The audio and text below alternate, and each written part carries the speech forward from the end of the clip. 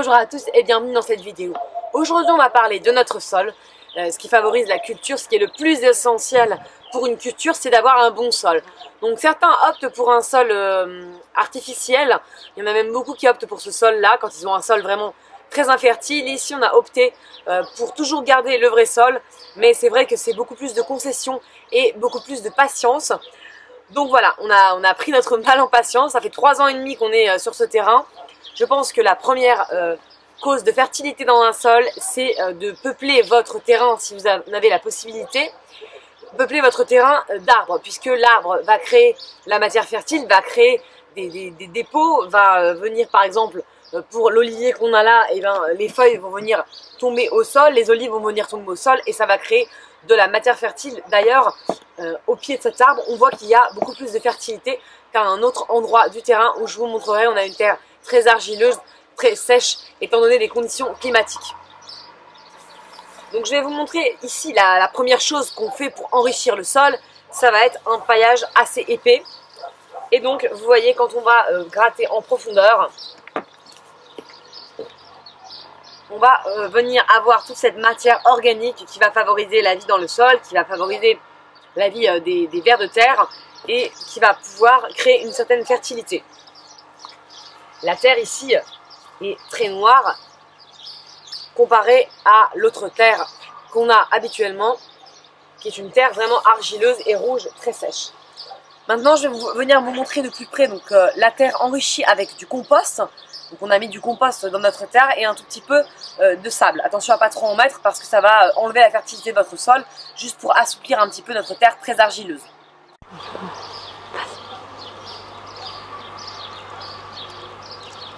Donc voilà, je vous montre un petit peu notre terre enrichie.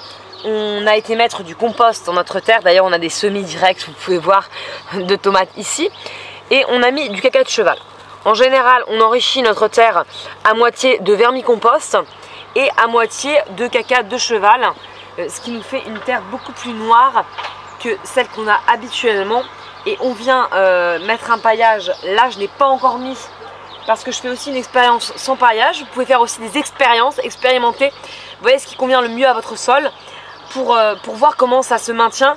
Un paillage, et puis éventuellement, si vous n'avez pas accès à un paillage, vous pouvez mettre des déchets de légumes, quelque chose qui peut pailler le sol, peut-être des déchets verts, de tonte, de gazon si vous avez, ça enrichit en même temps le sol et c'est très bon pour le sol. Moi je paille aussi mes allées parce qu'ici il fait très très chaud, donc je paille les allées et toutes mes surfaces potagères. Allô. D'accord, Ternu aussi. Je suis une main, voilà. Alors la meilleure source d'enrichissement aussi au potager, ça peut être vos animaux. Donc je ne dis pas quand je dis ça, ça veut dire que vos poules vont venir enrichir le sol.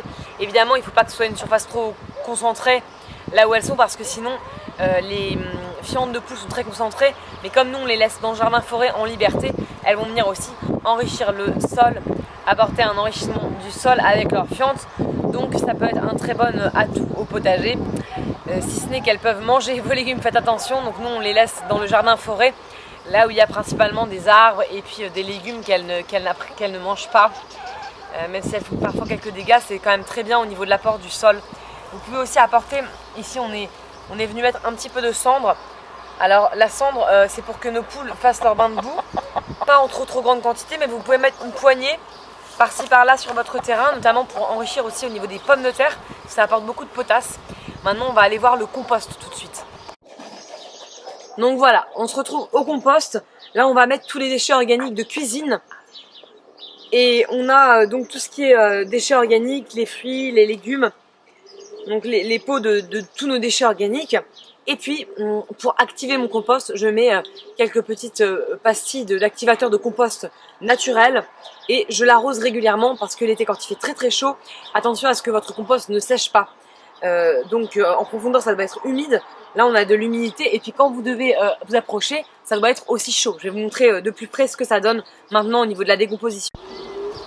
Donc voilà, vous pouvez voir que c'est déjà en train de se décomposer là, la matière noire. Moi j'en mets dans mon compost, je prends ce compost. Donc, vous pouvez voir que c'est en train de se décomposer. Et puis moi j'en mets au pied de mes légumes. Et pour enrichir, lorsque je fais les plantations, il peut être un tout petit peu grossier. Ça m'a jamais vraiment posé de problème.